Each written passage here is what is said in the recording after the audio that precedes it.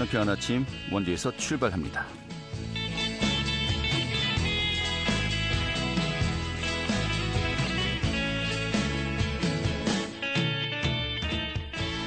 안녕하십니까. 4월 3일 월요일 아침 인사드리겠습니다. 상쾌한 아침 원주에서 출발합니다. 진행이 한태호입니다. 자, 연일 맑은 날씨가 이어지면서 대기가 바짝 메말라지고 있습니다. 지난 주말과 휴일에도 전국 곳곳에서 30여 건의 산불이 발생했습니다. 충남 홍성이 큰 화재가 발생했고요. 또 서울의 인왕산에서도 역시 이 산불이 크게 났었습니다. 오늘 전국 대부분 지역에 건조특보가 내려졌고요. 또 고온 건조한 날씨가 이어지고 있습니다. 이 불씨 관리 철저히 해주셔야 되겠고요.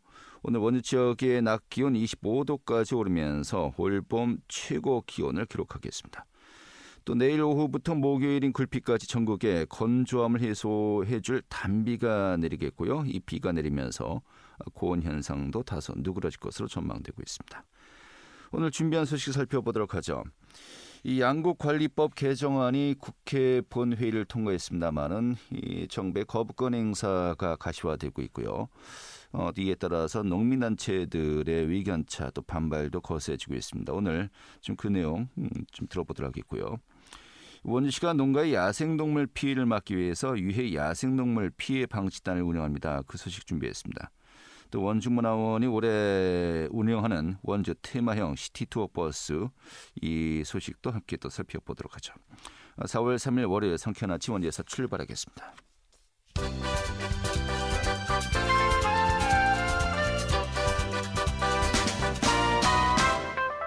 오늘의 뉴스입니다. 원주 불온산업단지 내 삼성전자 반도체 공장 유치 계획이 용수와 전력, 환경 문제 등의 벽을 넘지 못하면서 강원도가 대체 부지 두 곳을 최종 압축한 것으로 알려지고 있습니다. 이 불온산단의 반도체 클러스터를 조성해서 굴지에 대기업 반도체 공장을 유치하겠다는 것은 김진태 도지사와 원광수 원주시장, 박정하 의원이 지난해 6월에 지방선거 및 국회의원 보궐선거 당시 내걸었던 여권의 공통 공약이었다는 점에서 이 공약 논란이 재점화될 것으로 전망되고 있습니다. 강원도 소방본부는 이달 말까지 기상특보에 맞춰서 산림화재 취약지역 순찰을 강화합니다. 이에 따라서 강풍주의보나 건조주의보가 발령되면 일선 소방서 직원들이 산불 위험이 있는 산 주변을 하루 3번씩 돌아보게 됩니다. 이 순찰엔 강원도 내 소방서 인력 120여 명이 투입됩니다. 횡성군이 2026년까지 안흥생활체육공원을 조성합니다. 체육공원은 횡성군 안흥사리 일원에 5만 8천 제곱미터 규모로 들어서게 됩니다. 이 공원엔 150억여 원이 투입돼 이 다목적 체육센터와 축구장, 파크 골프장 등이 조성될 예정입니다. 오늘의 뉴스였습니다.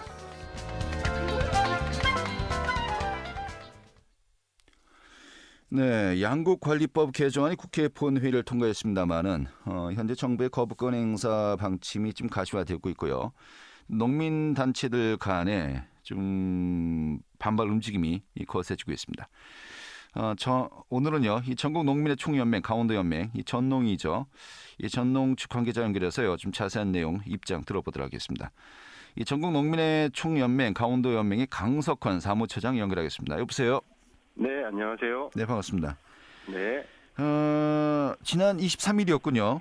네. 국회 본회의에서 양국관리법 개정안이 민주당, 더불어민주당 주도로 이제 통과가 되었습니다만은 정부의 거부권 행사 방침이 점차 또 가시화되고 있고요. 네. 일단 이 개정안에는 어떤 내용들이 담겨져 있었습니까? 일단 뭐 개정안이 통과되는 과정에서 뭐 여러 가지 준통들이 많았는데요. 네. 일단 그 개정안이 나왔던 이유는 작년에 쌀값이 45년 만에 최대치로 폭락을 했는데도 네. 양국관리법이 제대로 작동이 안 됐습니다. 네. 그 이유는 양국관리법에서 시장 격리 발동 조건을 생산량이 전년도보다 5% 이상 증가하거나 쌀값이 3% 이상 하락할 경우에 네. 시장 격리를 할 수 있다 이렇게 되어 있다 보니까 네. 이게 작년에 제대로 작동이 안 됐고요. 네. 그래서 애초에 민주당은 그 할 수 있다라는 것을 한다라는 의무조항으로 그렇게 개정하려고 했고 거기에 대해서 이제 국민의힘이라든가 대통령이 이건 뭐 사회주의법이다, 공산화법이다 이렇게 얘기를 하면서 네. 실제 국회의장 중재안이 받아들이게 됐고요. 네. 결국 최종 그 통과된 개정안은 시장격리 조건을 3에서 5%, 뭐 네. 5에서 8% 이런 식으로 해서 정부 재량을 더 많이 주는 그런 방향으로 개정이 됐습니다. 네. 이 당초에는 추가 생산량이 3% 이상, 또 쌀값 하락이 전년 대비 5% 이상 하락할 때 일단 기준이 그렇게 정해져 있었죠. 처음에는. 네네네. 예, 그러다가 이제 추가 생산량 3에서 5%, 또 쌀값 하락은 5에서 8%.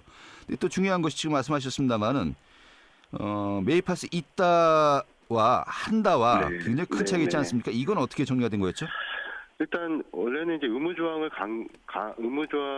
이게 그 강조하는 방향으로 네. 그렇게 된 것 같은데 실제 그 쌀 시장 격리가 그 발동되는 조건 자체가 높아졌기 때문에 네.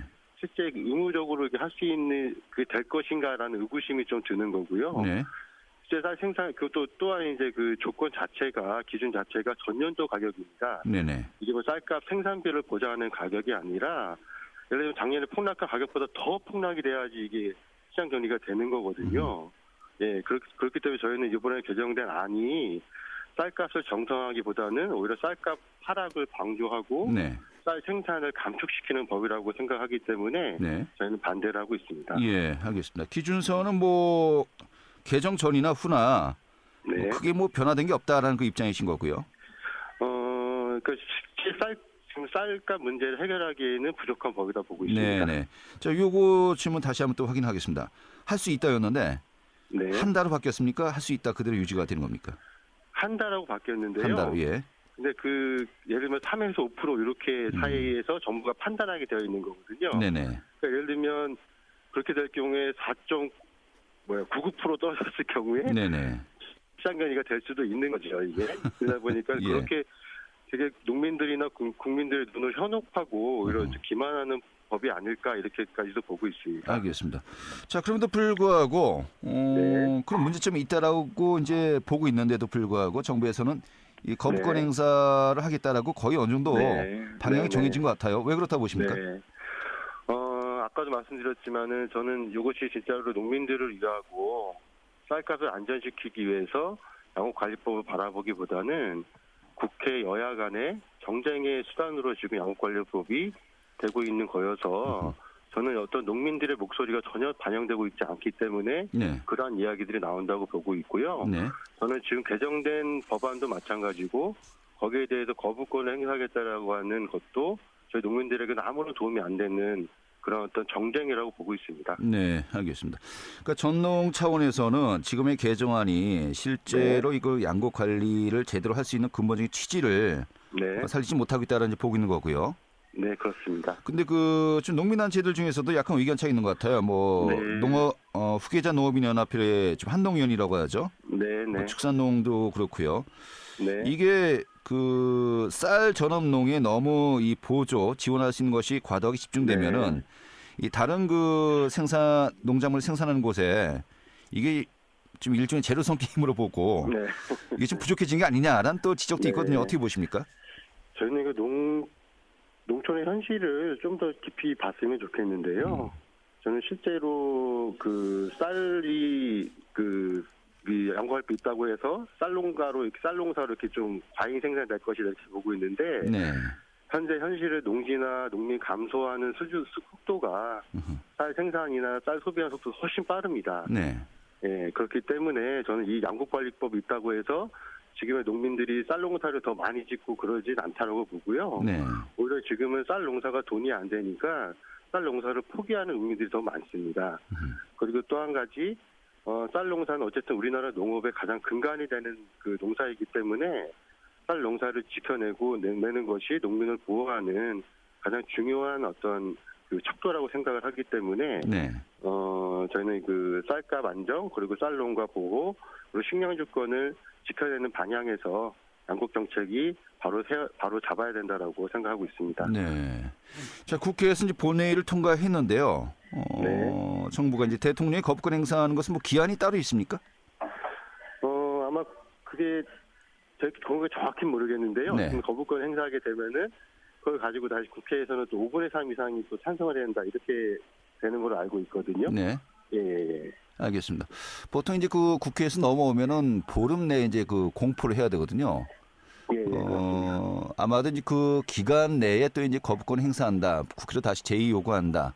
네. 뭐 거부권이 결국은 이제 지금 말씀하신 것처럼 국회 제의 요구라고 하는 것이 더 정확하겠습니다만은 네. 지금 그렇게 비슷하게 흘러가지 않을까 싶기도 하고 그렇다면 이번 주 내로 좀 어느 정도 그렇죠. 결론이 나겠군요. 예, 그럴 것 같습니다. 예, 알겠습니다. 자, 그러면은 이게 좀 전동 차원에서는 네. 이 기준이라든지 뭐 한 달로 바뀌었지만은 지금 여러 가지 한계가 있다. 그럼에도 불구하고 또 국회 제의 요구를 할 것으로 보이겠고요. 일단 다시 네. 한번 논의가 이루어지지 않겠습니까? 만약에 그렇게 된다면요. 네. 지금 어떠한 그 보완이 필요하다 보십니까? 저는 뭐 아까 말씀드렸지만 민주당의 애초 개정안도 농민의 목소리가 반영되지 않은 반쪽짜리 양국관리법이라고 보고 있고요. 네. 실제 쌀값을 시장 가격의 기준으로 맡기는 것이 아니라 실제 쌀 생산비를 보장할 수 있는 적정 가격을 보장하는 양국관리법으로 개정이 된다고 보고 있습니다. 네. 그리고 또 한 가지로는 점점 이제 우리나라 식량 자급률이나 쌀 자급률이 떨어지고 있고요. 저는 이 쌀값 폭락의 주 원인이 쌀 과잉 생산이나 국민들의 소비 부족이 아니라 우리나라 쌀 생산량의 10%에 달하는 수입쌀이 40만 8천 톤이 들어오기 때문에 네. 지금 같은 쌀값 폭락이 야기됐다고 보고 있습니다. 예. 그래서 근본 문제에 대한 그 해결 없이 쌀값 시장에만 맡기고 그 기준으로 조절한다는 거는 아마 한계가 있다라고 보고 있습니다. 그럼 네. 근본적인 부분을 저는 전면 개정을 해야 된다 이렇게 주장하고 있습니다. 근데 지금 말씀하신 이 수입쌀은 일종의 그 해외 지금 그 네. 무역 협상을 위한 일종의 네. 그 조건부 수입 아니겠습니까? 이게 또 정부의 의미대로 이것을 또 줄 수도 없는 거겠고요. 이거 참 어떻게 해야 될까요? 저는 이게 정부의 의지에 따라 다르다고 보고요. 실제 그 협상이 불리하면 저는 당당하게 재협상을 요구해야 된다고 보고 있어요. 네. 특히나 잘못된 그 무역 협상 때문에 자국의 농민들이 이렇게 없어지고 피해를 보고 있다고 하면 당연히 주권 국가라면 당당하게 그 재협상을 요구를 해야 된다고 보고 있고요. 그것이 우리나라 국익에도 도움이 된다라고 생각하고 있습니다. 알겠습니다. 자, 그런데 또 이 문제도 좀 이렇게 짚을 수밖에 없는 것이 네. 사실 쌀 소비량이 계속해서 감소하고 있는 추세 아니겠습니까? 그래서 네. 매입을 했음에도 불구하고 쌀 보관, 이 저장 비용만 하더라도 굉장히 큰 폭으로 또 늘고 있기도 하고요. 네. 이런 부분들은 좀 어떤 고민들을 또 우리가 할 수 있을까요? 물론 이제 그런 부분에 대한 실질적인 어떤 고민들이 분명히 있을 것 같아요. 근데 저는 더 큰 문제는 쌀이 남는 것이 문제가 아니라 쌀이 부족한 것이 더 큰 문제라고 생각을 합니다. 네. 예, 언제까지 지금처럼 쌀이 다행생했다고 해서 쌀 농지를 줄이고 농사를 줄이고 이렇게 될 경우에 과연 우리나라 미래의 농업이 제대로 설 수 있을까라는 고민이 먼저 있어야 된다는 생각이 들고요. 그래서 이 농업은 국가가 책임지는 방향으로 가야 되고 그 방향에서 쌀농업도 바라봐야 된다 생각을 합니다. 네, 알겠습니다. 자, 아무튼 이 정부 들어서 거부권, 이 국회 제의 요구 1호 법안이 되었습니다. 될 것으로 보입니다. 네. 굉장히 좀 논쟁이 치열하게 벌어지겠네요. 좀 답답합니다. 여러 가지 어떻게 보면 또 사회 시스템의 문제 또 인구 문제까지 다 포함되어 있는 것이기 때문에 쉽지만은 않을 것 같네요. 예. 오늘 이렇게 정리하겠습니다. 고맙습니다. 네, 고맙습니다. 네, 전국 농민의 총연맹 강원도 연맹의 강석헌 사무처장이었습니다.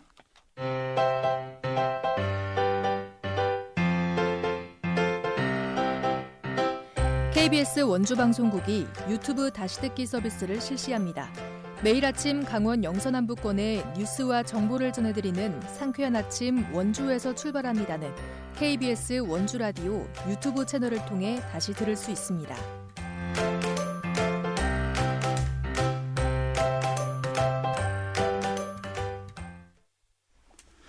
네, 원주시가 유해 야생동물 피해 방지단을 운영한다고 합니다.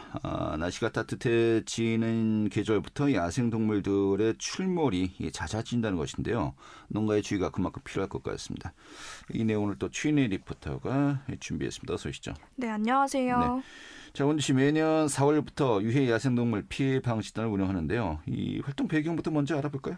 네, 날이 따뜻해지는 봄철부터 유해 야생동물 출현이 많아지는데요. 유해 야생동물은 장기간 무리를 지어 농작물이나 과수에 피해를 주는 동물을 말합니다. 농림업에 피해를 주기도 하고 인가 주변에 출현해 인명과 가축에 위해를 줄 우려가 있는 동물인데요.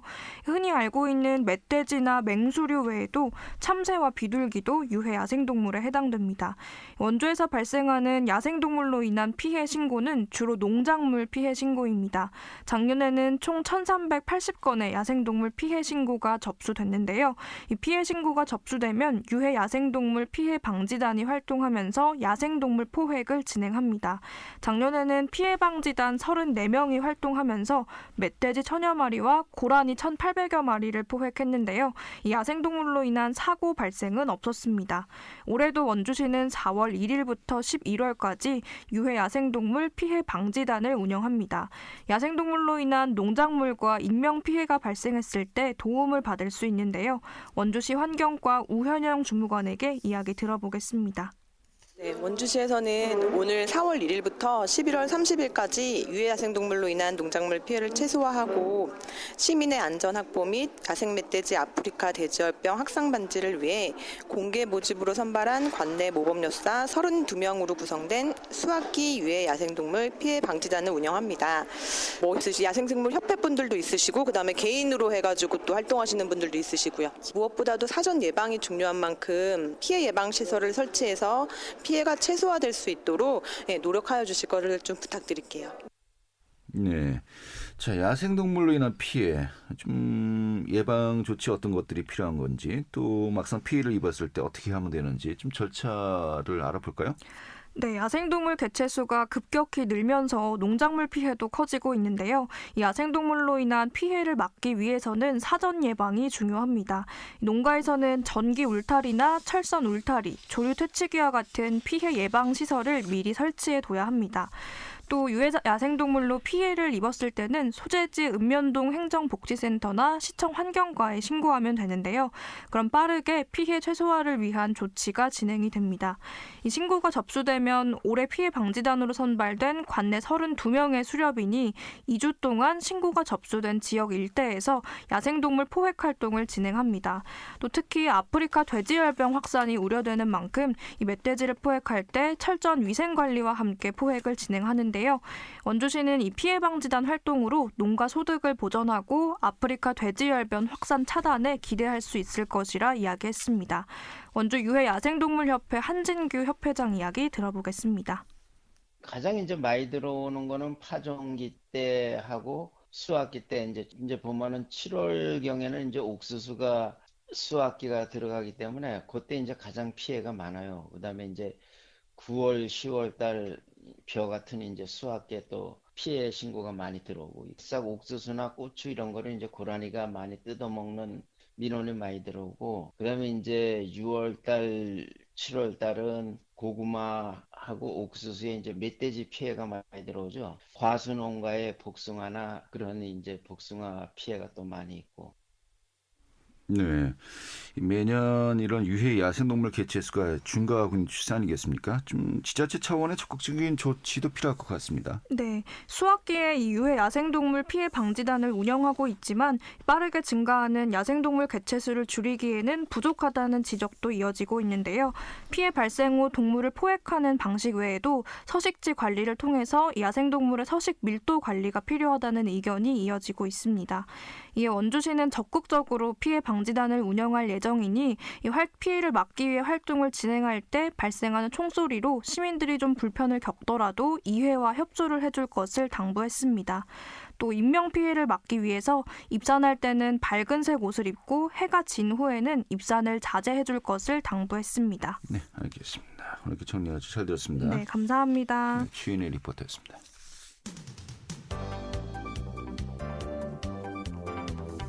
생생한 현장, 유익한 생활 정보를 전해드리겠습니다.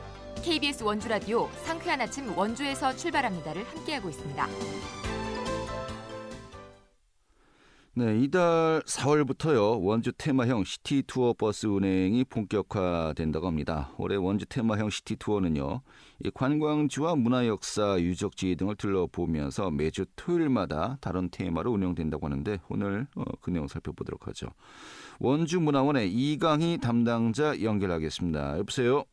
네, 안녕하세요. 네, 반갑습니다. 네. 자, 이달부터 원주문화원에서 시티 투어 버스 운행을 이제 시작하는데 이게 사실 뭐 매년 운영되는 또 사업 아니었습니까? 좀 소개부터 해주시죠. 네. 그 원주 테마형 시티 투어 버스는 원주의 대표적인 문화관광 자원을 엮어 원주 시민 및 관광객들의 건전한 여가 선용의 기회를 제공하고 있습니다. 전국의 관광객을 위한 관광 활성화 방안의 일환으로 지역의 관광 자원을 관광객에게 효율적으로 보여주는 도시관광의 주요 프로그램으로 관광객 유치와 함께 지역 이미지 제고 기여를 위해 운영되고 있습니다. 이용객들이 그 전문 문화관광 해설사와 함께 관내 주요 유적지와 관광지를 관람하고 체험하실 수 있어서 만족도가 높은 프로그램입니다. 네, 그래요. 올해 운행 일정이 어떻게 이제 준비가 되었습니까? 네, 저희 정기 투어의 경우 4월부터 11월까지 1주차에서 4주차 토요일마다 운영을 하고 있고요. 매번 투어는 9시 20분에 출발해서 3시 30분까지 투어를 진행합니다. 네. 저희가 7월에서 8월은 무더위와 장마로 인해서 진행하지 않고 있고요. 30명 이상이 신청하실 경우에 원하시는 곳에서 승하차가 가능한 단체 투어 신청이 가능하십니다. 네, 많은 관심과 참여 부탁드리겠습니다. 정리할게요. 네. 7월과 8월을 제외하고 이달부터 11월까지 매주 토요일마다 운행한다. 네. 이렇게 이해하면 되겠군요. 네, 맞습니다. 예, 이 테마형으로 운행한다고 들었습니다. 이 테마별 좀 투어 코스로 살펴볼까 하는데 어떤 코스들이 준비되어 있죠?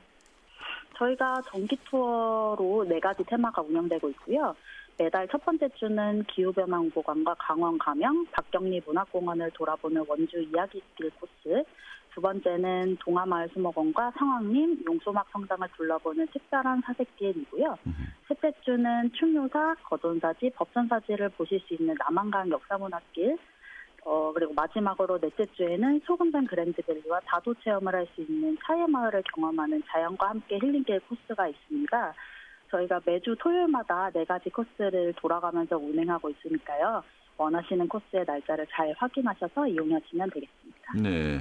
자, 첫 번째 주는 기후변화 홍보관과 강원 가명, 박경리 문화권. 그러니까 우리 어떻게 보면 도심 속에 있는 이 공간들을 위주로 이제 도는군요. 두 번째는 이제 그 동화마을 수목원과 송황림, 용소막 성당, 특별한 사색길. 세 번째가 이제 그 충효사, 거돈사지, 법전사지를 볼 수 있는 남한강 역사문화길. 넷째 주 소금산 그랜드밸리와 다도 체험을 할 수 있는 차이마을. 굉장히 각 코스마다 특색이 있는 것 같습니다. 네. 이 지난해 같은 경우 시티 투어 버스 이용객들이 어느 정도였습니까? 저희가 작년에는 아직 종식되지 않은 코로나 때문에 더 많은 투어객들과 함께 할 수 없었던 것이 좀 많이 아쉬운 부분이고요. 네. 그렇기 때문에 올해는 좀 더 많은 사람들과 즐길 수 있는 투어가 되기를 조금 기대하고 있습니다. 아, 그렇군요. 작년까지는 코로나 때문에 이런 네. 이벤트가 제대로 진행을 하지 못했었죠. 네네. 그리고 앞서 이야기했지만은 30명 이상이 신청했을 때 원하는 네. 곳에서 승하차가 가능한 단체 투어 신청이 가능하다고 했는데, 네. 그럼 이용 원하시는 분들 어떤 경로로 또 예약이나 안내를 받는 것이 가능한 겁니까? 네. 저희 원주 문화원 홈페이지에 테마형 시티 투어 홈페이지가 연동이 되어 있고요. 예약 가능한 날에 예약하기 버튼이 활성화되어 있기 때문에 원하시는 날짜와 코스를 클릭하셔서 예약 완료를 하시면 됩니다. 저희가 기본 요금은 5,000원부터 시작하고요. 체험료와 입장료가 있는 코스는 추가로 이제 지불해 주시면 됩니다. 네. 저희는 투어버스는 두 곳에서 승하차를 하실 수 있는데 원주역에서는 9시 20분, 원주 엘리트체육관에서는 9시 35분에 출발하고 있습니다. 자세한 사항은 원주문화원 홈페이지나 SNS에 상세하게 나와 있으니까 네. 많은 관심 부탁드리겠습니다. 그러니까 이제 30명 이상이 되어야만 운행을 하는 것이 아닌 거죠? 네네. 그거는 단체 투어만 그렇고요. 예, 단체 투어 네. 30명 이상 했을 때는 지금 이야기했던 원주역과 원주 엘리트 체육관이 아니고 다른 장소에서도 이제 승하차가 가능하다. 네네, 맞습니다. 하지만 가족 단위 같은 경우는 뭐 그냥 신청만 하시면은 네네. 이제 이용이 가능하다는 것이겠죠? 네, 맞습니다. 그러니까 원주 9시 20분은 아무래도 그 외지에서 오시는 분들, 네. 원주 엘리트 체육관에서 9시 35분에 출발하는 것은 그 원주 시민들을 좀 고려해서 이렇게 좀 장소를 정한 것 같군요. 네, 맞습니다. 예, 그래요. 자, 그리고 좀 이용 씨, 지금 미리 알아두면은 좋을 유의사항 좀 어떤 것들이 있을까요? 네, 저희가 이제 올해는 사전 예약 인원이 5명 미만일 경우엔 버스가 출발을 하지 않습니다. 그렇기 때문에 꼭 인터넷으로 사전 예약을 해주셔야 되고요. 네. 인터넷이 어려우신 분들이라면 이게 저희가 전화상으로도 예약을 도와드리고 있으니까요. 부담 없이 참여 부탁드리겠습니다. 최소한 5명 이상 돼야 운행을 하는 거군요. 네. 알겠습니다. 자, 끝으로 이제 관광도시로 좀 거듭나려는 그 의지의 노력이 또 이런 시티 투어 버스로 구현되는 거 아니겠습니까? 네. 좀 더 알차게 이용하는 방법 좀 마지막으로 들으면서 또 마무리 지을까요? 네, 테마형 시티투어 버스는 원주 시민들뿐만 아니라 원주를 찾는 전국의 관광객들에게 원주의 아름다운 자연 경관과 더불어 역사와 문화를 알리는 테마로 구성되어 있는 특색 있는 투어입니다. 올해에는 더 많은 사람들에게 투어를 통해서 원주의 매력이 전국적으로 알려졌으면 하는 바람입니다. 네. 주변에 많이 소문 내주시고 가족이나 친구와 함께 좋은 프로그램 많이 이용해 주세요. 감사합니다. 네, 알겠습니다. 네. 매주 토요일 이렇게 또 버스를 타고 원주의 곳곳을 다닐 수 있다라는 것 좀 많은 분들 기억해 두시고요. 가족들과 함께 또 좋은 또 일정 잡았으면 좋겠네요. 오늘 이렇게 정리 아주 잘 들었습니다. 네, 감사합니다. 네, 원주문화원의 이강희 담당자였고요. 자, 4월 3일 월요일에 함께했던 상쾌한 아침 원주에서 출발합니다. 오늘 소식은 여기까지입니다. 내일 다시 뵙도록 하죠. 고맙습니다.